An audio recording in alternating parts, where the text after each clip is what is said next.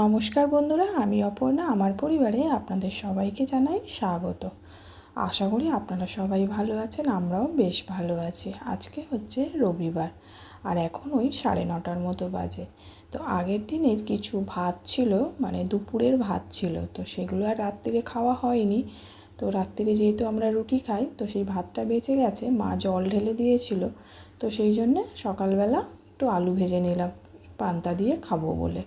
আর এদিকে ছেলে হাজবেন্ড দুজনেই ঘুমাচ্ছিল, তো উঠে পড়েছে, তাই ভাবলাম যে বিছানাটা আগে গুছিয়ে নিই। আর ওদিকে ছেলেকে রেডি করে দিয়েছি, মুখ টুক ধুয়ে জামা কাপড় চেঞ্জ করিয়ে দিয়েছি। আর এদিকে বিছানাটা গুছিয়ে নিচ্ছি তাড়াহুড়ো করে, তারপরে ওকে খাওয়াবো।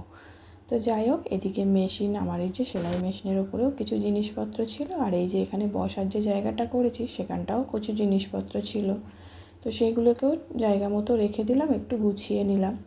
আর এই যে আমার আলনাটা দেখতে পাচ্ছেন, মানে শোকেস কাম আলনা, তো এটাকেও একটু, মানে কাজটা অনেকটা ধুলো পড়েছিল, তো সেটাকেও একটু মুছে নিলাম। আর এই যে আলমারিটা দেখতে পাচ্ছেন, এর উপরেও না পুরো ধুলোয় মানে সাদা হয়ে গেছিলো, তো সেটাকে একটু হালকা করে মুছে নিলাম কাপড় দিয়ে, শুকনো কাপড় দিয়ে।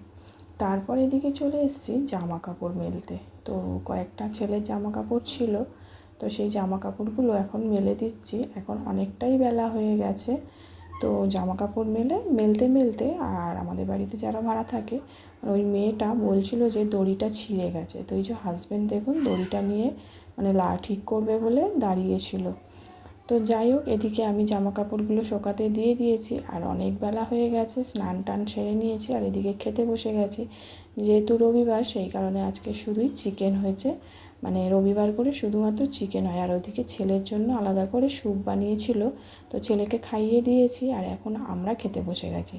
আর সকালের একটু আলু ভাজা ছিল, সেটাকে হাজব্যান্ডকে দিয়ে দিয়েছি, কারণ ও আবার একটু আলু ভাজা খেতে ভালোবাসে। তো যাই হোক বন্ধুরা, আজকের ভিডিওটা এখানেই শেষ করছি। আবার দেখা হবে নতুন একটা ভিডিওর সাথে।